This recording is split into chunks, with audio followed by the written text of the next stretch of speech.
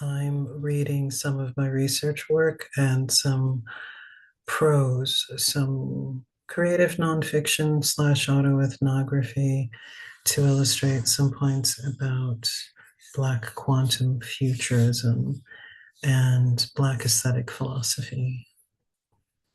Methodology, Black quantum futurism.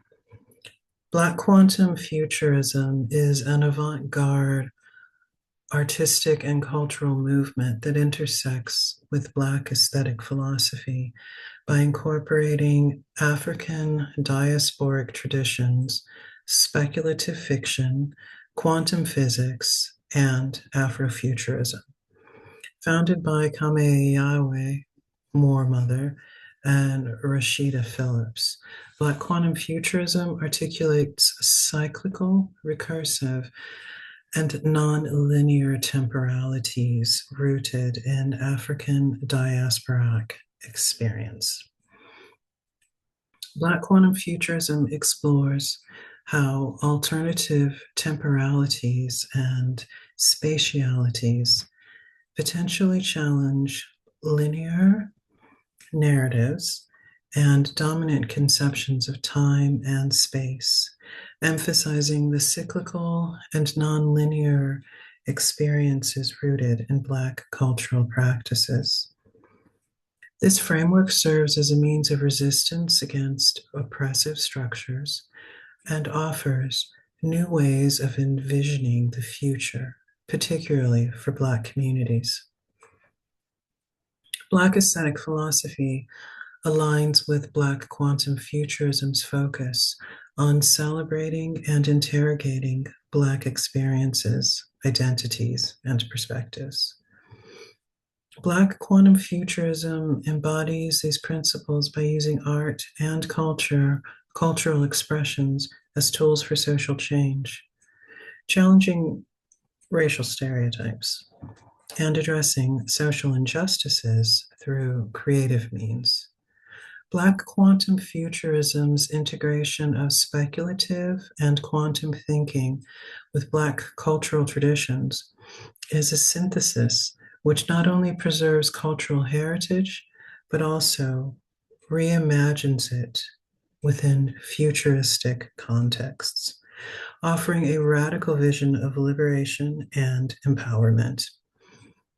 By situating Black experiences within a broader temporal and spatial framework, Black quantum futurism expands the scope of Black aesthetic philosophy, highlighting the potential of art to transform perceptions of reality, and in my prose, the Black Atlantic, and open up new possibilities for the future of Black communities.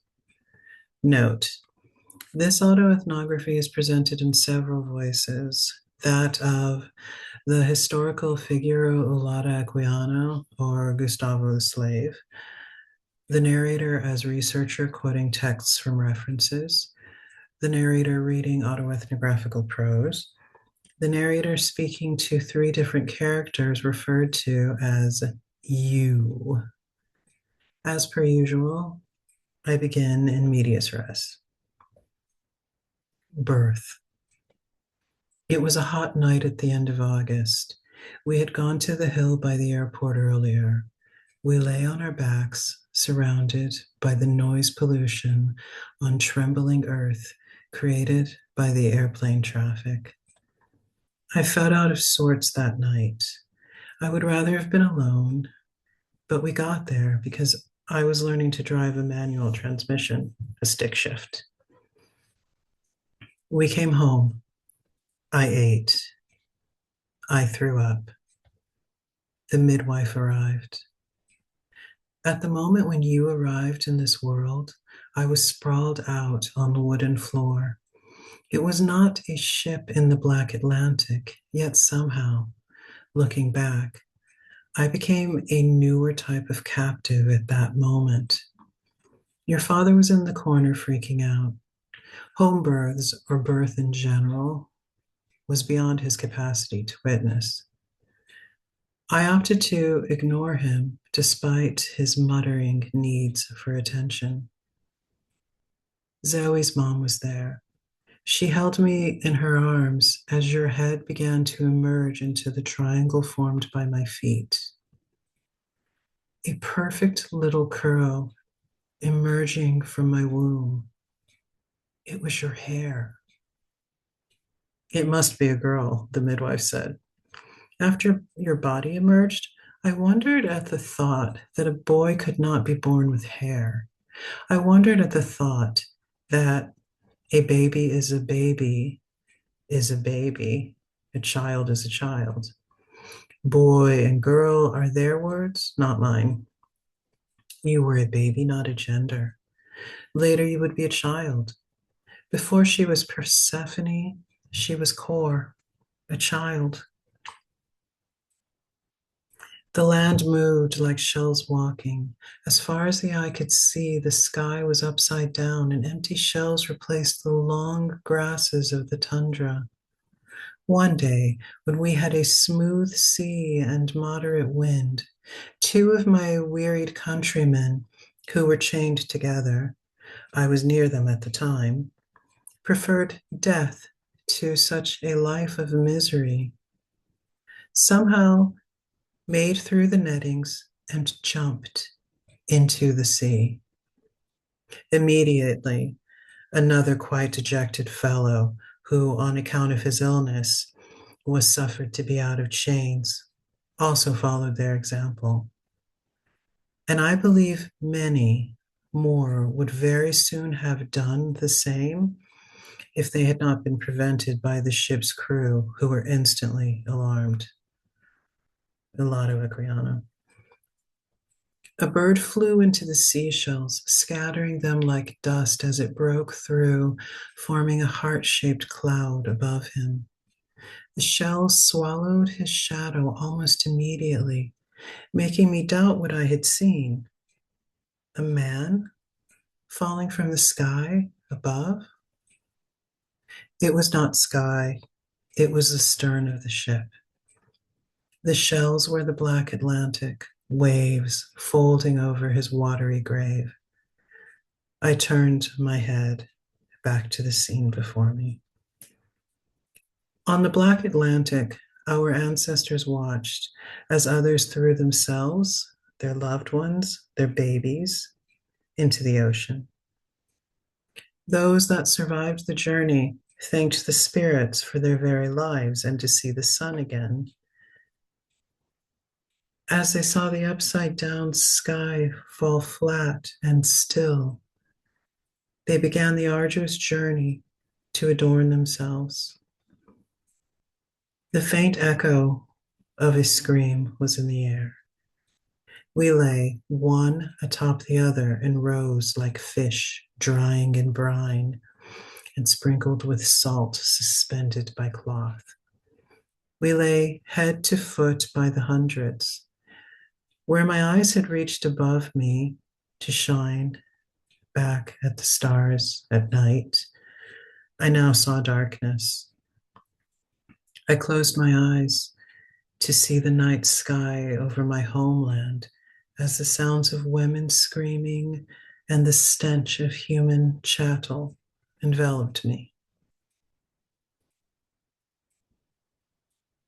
I was in Glasgow, locked away in an office in the library writing, when I got the first phone call from Berlin. We had found nowhere to live and were desperate, as always, for someone to look past the color of our skin or the simplicity of our migrant finances. In the end, we were forced to live amongst young leftist, self-proclaimed artists and creatives in the squalor of what was known as the greenhouse. This place was notorious for valid reasons. It was owned by rich Israelis based in Amsterdam and run by one Israeli curator who had left behind his sense of decency at the prospect of becoming a millionaire. The magic formula was to offer accommodation for low prices in this disused office building. There were communal bathrooms and makeshift kitchens on every floor. There were no cleaners or sanitary regulations. The greenhouse was notorious for substance abuse, depravity, and a level of filth that turned my stomach. On occasion, there were deaths. I had been to the greenhouse twice previously over the years. When I moved back to Berlin briefly after London, I did a reading there with an Italian guitarist. The space had a 360-degree view over the city from that eighth floor vantage point. I had not seen him in a while. He had aged 20 years since last we met. I wondered why he invited me to read. Obviously, he had never read anything I write. The audience were stoned, drunk, and tripping when I arrived to set up at 9 a.m. that Sunday. They were bewildered and disturbed by my words. I did my reading and left quickly afterwards. Firstly, because I needed a toilet which would not result in contracting hepatitis C. Secondly, because they had begun to mutter about the images my words had placed within their tripping brains, and I did not want to be their psychosis mammy. Flight. The second time I arrived at the greenhouse, it was to help a friend. He needed someone to tell him what to do. Others muttered behind his back that he was born of junkies and cursed to follow their steps. Like the princess in my fairy tale, you cannot change the nature of things. But me, I could not walk away from a man who looked like he could be a brother to me, a man whose head sprouted the same wool which describes Jesus in the book of Revelations. How could I abandon someone who looked like me? He needed to sober up to leave the country following the death of his girlfriend. She had died the week before of a drug overdose. He was staying with me because he could not go back to their apartment on the eighth floor of the greenhouse alone. They had been tenants of a vega the owner had conceived adjacent to the gallery where I had performed my reading. This is where migrants can get housing. We are pressed together like sardines within the filth of the Western world. Where we would rather be clean, they shun us and judge us for not appreciating the liberation they feel through filth. We are forced to dwell in these precarious situations surrounded by their entitled young. These entitled social living projects dominated by their young who are wary of our migrant desire to be clean and quiet. They are youthful at any age. Our cultures, or even human needs, must then conform once again into the constraints of the underprivileged privilege. She died on a Saturday night. They had taken some pills to the day he knows not what. To this day, he knows not what. At some point, disoriented, they lay down on the bed, succumbing to the high. It was still dark when he came to, bathed in his own urine. She lay beside him, growing cold. He ran out of the apartment screaming for help, but it was a Saturday night at the greenhouse. Plenty of people were screaming. In the mayhem and commotion, it took him what felt like hours to get help. He went back upstairs and waited for the ambulance. He threw the remainder of the drugs out the window and waited. The ambulance arrived, accompanied by the police. The police were not there for fear of foul play. This was the greenhouse. Who knew what barriers the paramedics would face or be exposed to as they attempted to gain entry? After the paramedics confirmed her death, they asked what she had taken. He did not know. Police asked where the substance was. He pointed out the window. The police went down the elevator into the darkness with lit torches. Within minutes, they found the bag. We never found out what it was. Her family knew, but they only had one conversation with him following her death. Her father told him how there had been a bicycle pileup with a bunch of the neighborhood kids when she was a child. The other children emerged unscathed, but not her. Everyone else came out of the pileup shaken but intact. She broke her rib, her jaw, and smashed her front teeth. Her father said that in the end, she would always be the one who succumbed to injury. In the end, he said, she was always simply unlucky. Flight, part 2. The first message from Berlin is gibberish. My phone kept ringing that day. You three rarely rang and never all in one day. Each of you boys had something to say, and each message became more and more unfathomable and erratic. I got on a flight. In life, few could stand him. He was a nuisance. He was a junkie. He was mentally ill. Most of us hated him. He was always high off his ass and belligerent. His screaming kept us up at night, disturbing our sleep. We could avoid his body, but not the sounds of him. He flew into rages, but he was not Jesus casting out the corrupt bankers from the temple. He was not the stuff of legend. In death, he was a god, a fallen prince. The main entrance to his hallway was kept unlocked so that the other residents of the greenhouse could pay their respects. There was a shrine where he had lain his head. Mom, a man flew off the roof. That was the message. Later, I realized what that meant. They saw a man fall from the sky into the concrete seashells to his death. You boys were screaming, huddling into yourselves. Your calls continued to pile up in my voicemail.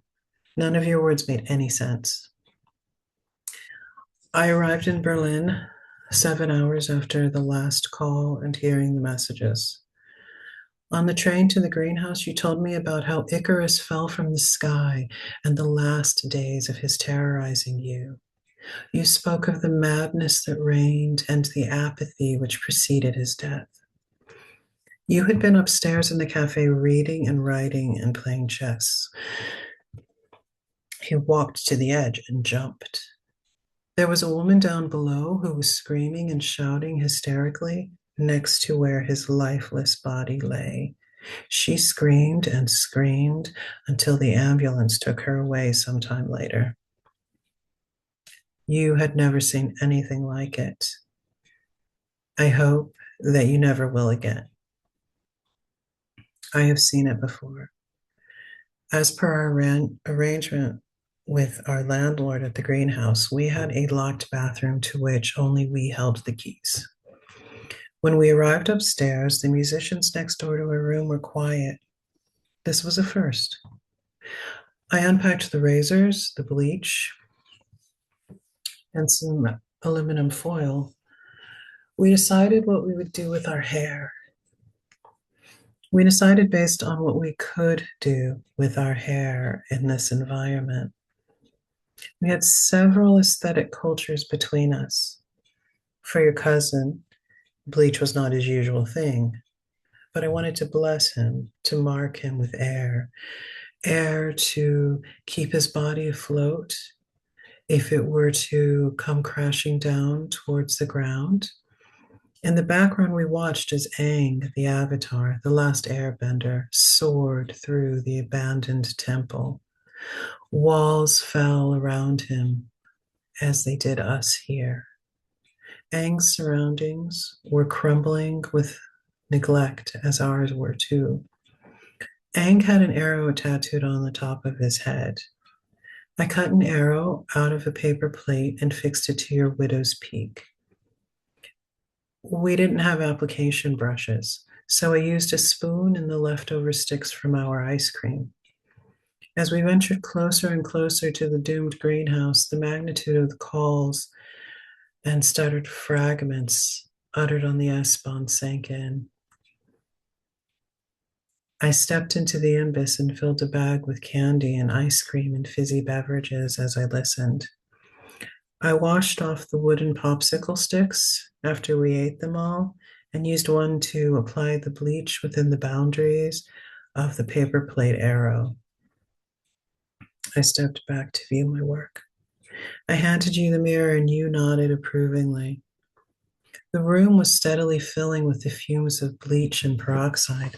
I started over towards the wall to open the window. I could feel all the eyes in the room fall on my back as they realized that I was getting close to the window. I caught the vibe and let slide. The windows remained closed.